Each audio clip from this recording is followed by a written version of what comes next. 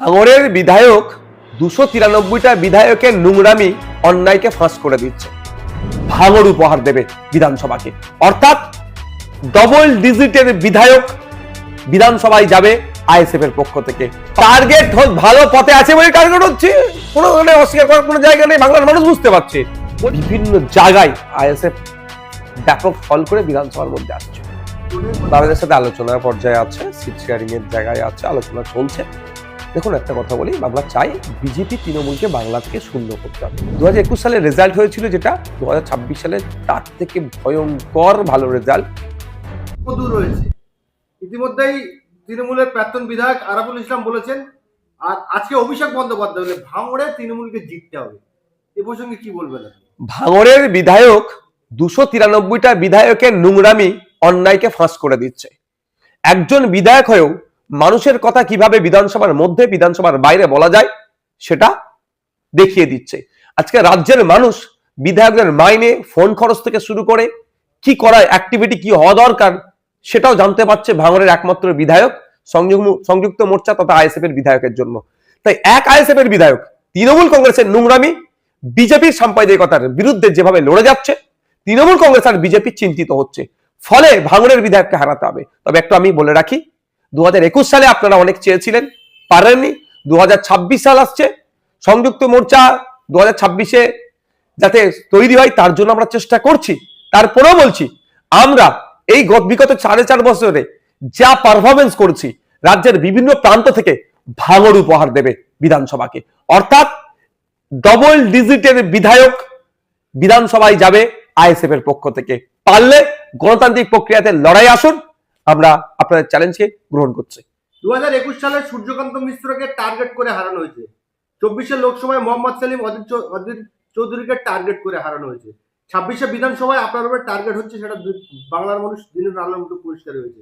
কিভাবে এই টার্গেট থেকে বাঁচবেন? দেখুন, টার্গেট ভালো পথে আছে বলে টার্গেট হচ্ছে, কোনো ধরনের অস্বীকার করার কোনো জায়গা নেই। বাংলার মানুষ বুঝতে পারছে, অলিতে গলিতে চর্চা হচ্ছে। তবে একটা কথা বলবো, গণতন্ত্রের শেষ কথা মানুষই বলে।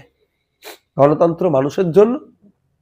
এই গণতান্ত্রিক পদ্ধতিতে আমরা সমস্ত রকম টার্গেটকে উপেক্ষা করে শুধু ভাঙড় নয়, ক্যানিং থেকে শুরু করে, আমডাঙ্গা থেকে শুরু করে, বাদুড়িয়া থেকে শুরু করে, দেগঙ্গা থেকে শুরু করে, হরিয়ারপাড়া থেকে শুরু করে, রানীনগর থেকে শুরু করে, সুজাপুর থেকে শুরু করে আলিপুর দুয়ার পর্যন্ত, এদিকে ঝাড়গ্রাম থেকে শুরু করে পুরুলিয়া, বাঁকুড়া হয়ে বিভিন্ন জায়গায় আইএসএফ ব্যাপক ফল করে বিধানসভার মধ্যে আসছে।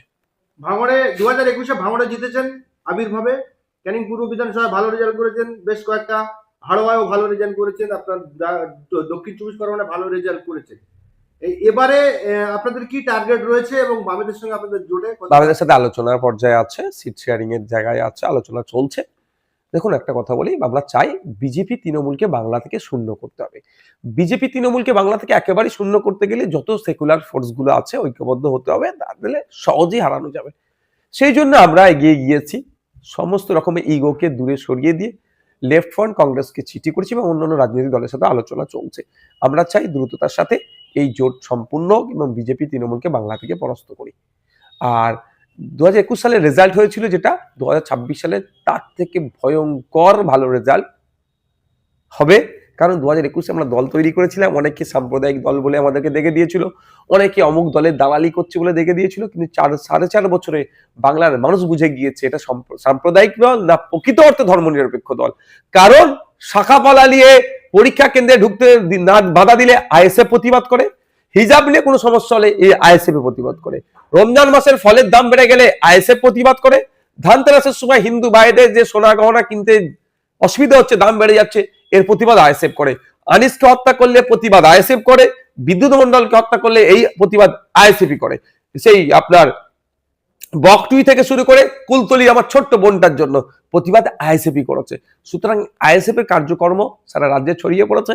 এখন সাম্প্রদায়িক বা অমুক দলের দালাল বলেও আইএসএফ এর যে ঝড় উঠেছে আটকাতে পারবে না।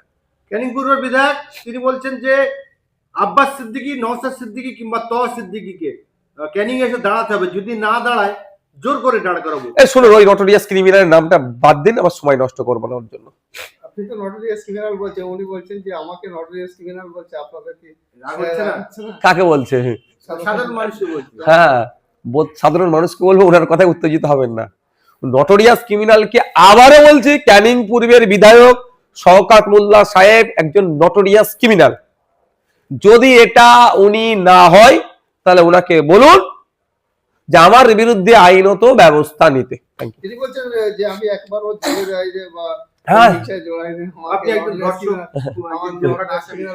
বলছি তো, যদি ওনার মনে হয় যে ওনার সম্পর্কে এই মন্তব্য করাটা ওনার জন্য অবমাননাকর হয়ে যাচ্ছে, সেই জন্য তার সম্পর্কে আমি বাজে মন্তব্য করার জন্য ওনার অধিকার আছেন। উনি পাবলিককে উত্তেজিত করে কিচ্ছু লাভ হবে না। পাবলিক অত বোকা নয়, পাবলিক জানে যে মারামারি হানাহানিতে জড়ালে দিনের শেষে পাবলিকই ফাঁসবে, ভালো করে জানে। তো যদি মনে হয় শওকত সাহেবের সম্মান হানি হচ্ছে, তার জন্য চলে যান কোর্টে, কোর্টে গিয়ে মামলা করুন নওশাদের বিরুদ্ধে যে শওকত সাহেবের মানহানি হয়েছে। তো কোর্টকে কি বলবে যে আমাকে নটোরিয়াস ক্রিমিনাল বলেছে বলে আমার মানহানি হয়েছে? আমাকে ডাকে যদি কোর্টকে দিয়ে দেখাবো ন্যাশনাল হিউম্যান রাইটস কমিশন ওনাকে বলেছেন নটোরিয়াস ক্রিমিনাল, তাহলে মানহানিটা ওই ন্যাশনাল হিউম্যান রাইটস কমিশনের বিরুদ্ধে করুক। কোর্টে গিয়ে তো কোনো লাভ হবে না, এমনি আপনিও কতবার কোর্টে গিয়েছেন। হ্যাঁ, খোঁজ নিয়ে দেখুন না লাভ হচ্ছে কি লস হচ্ছে ওনার, উনি বলতে পারবেন। 21শে জানুয়ারি দলের প্রতিষ্ঠাতা দিবস, এবার কি পারমিশন পেয়েছেন? একদম সব রেডি করা হয়ে গেছে।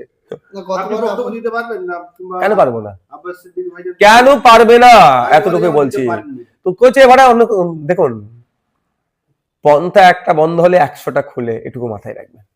প্রার্থী চয়ন হয়েছে আপনাদের? হ্যাঁ, প্রার্থী কেন চয়েস হবে না, হচ্ছে। ক্যানিং পূর্ব কি রাপারটা প্রার্থী দেওয়া হবে? সবটা বলে দিলে তো ভয় কি যাবে, দাঁড়ান না একটু।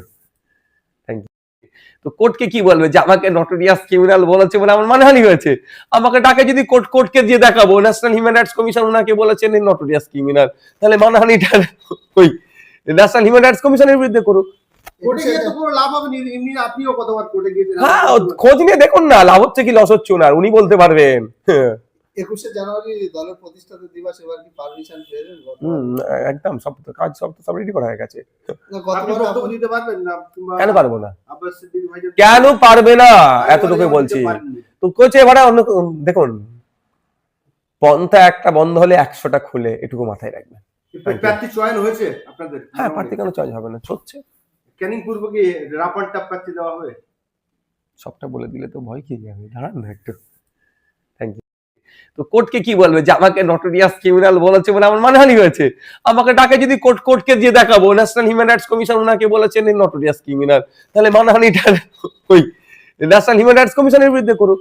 কোর্টে গিয়ে তো কোনো লাভ হবে না, এমনি আপনিও কতবার কোর্টে গিয়েছেন। হ্যাঁ, খোঁজ নিয়ে দেখুন না লাভ হচ্ছে কি লস হচ্ছে ওনার, উনি বলতে পারবেন।